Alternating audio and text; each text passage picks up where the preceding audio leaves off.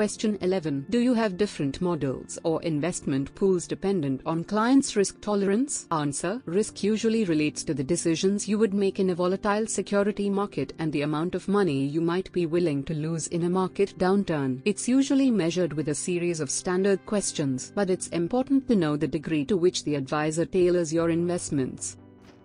Question 12. What allocation guidelines do you use? For a person of my age and what you observe about the things I have told you, what rough percent of equities, stocks and real estate would you allocate in a portfolio? Answer. The more equities, the higher the risk. Younger people can employ a higher percentage of equities because they usually have higher long-term returns but comes with more volatility.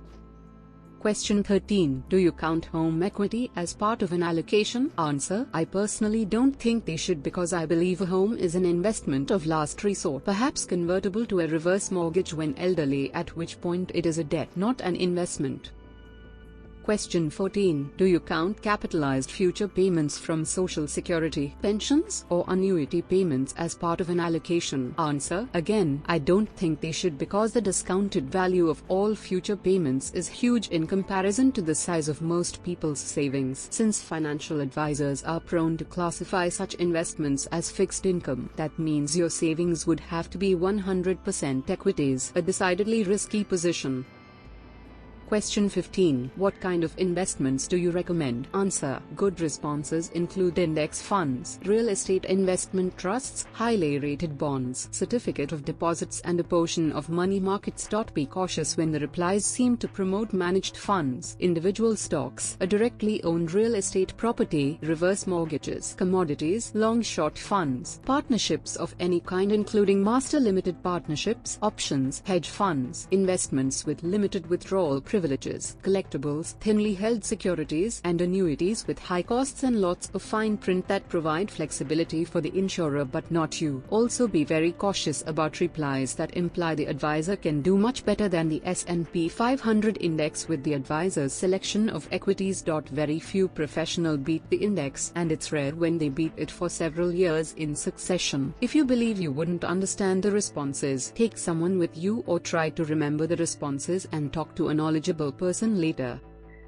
Question 16. On a scale of 1 to 10 where 1 represents a pure buy and hold investor and 10 represents a market timer, where do you put your clients? Answer. 1 through 4 would be a satisfactory answer, while a number 5 through 10 implies that the advisor thinks he can foretell the future and even its timing. Question 17. Does your retirement forecasting include discrete financial events like a real estate purchase or sale, death of a spouse and subsequent survivor benefits, or other large financial events? Answer. If it doesn't, it isn't a very complete analysis.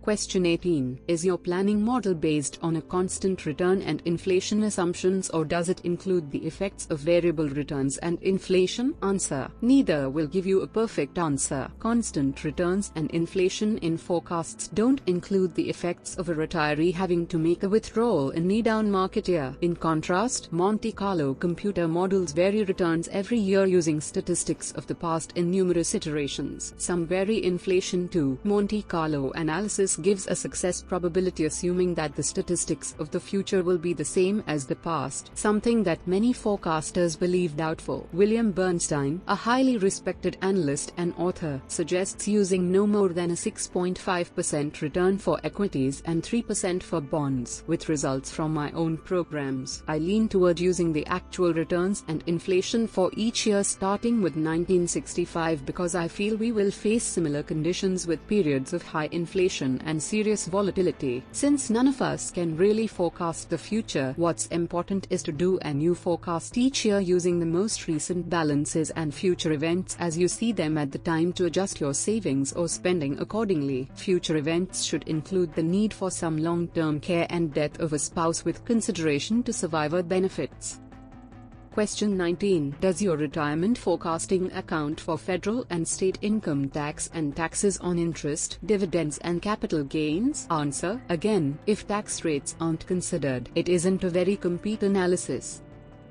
Question 20. Do you think you would be a good advisor to me? Why? Answer. You ought to think about what kind of answers you would want before the interview. Then, as you get responses from the advisors, you'll have a better idea whether this advisor is suitable for you and may be a better fit than the others you are considering. Your first visit should be free. You may want to make a phone call or two afterward to clarify a point or cover something you forgot. If you are corresponding by email, make sure that you set up a personal, face-to-face meeting at the advisor's place of business as well. If you feel quite uncertain about making an advisor decision, perhaps you can bring a trusted friend, relation, or associate with you. It really pays to do due diligence to find an advisor. It's much like a marriage in which separation or divorce may be difficult. That's particularly true when the advisor has control of your account. Instead of requiring your approval before any buy or sell action, provides multiple services in addition to financial planning such as estate planning or income taxes, invests in funds available only to his firm, or gives you scanty periodic information. The easiest relationship to sever is one where the advisor gets together with you periodically to look at your investments and tax return, recommend changes and answer questions. So instead of being like a spouse, the advisor is more like a marriage counselor. Finding a good financial advisor is more difficult than finding a good doctor, but will be truly rewarding. I can attest to that from my own experience from just several hours of financial conferences about 40 years ago.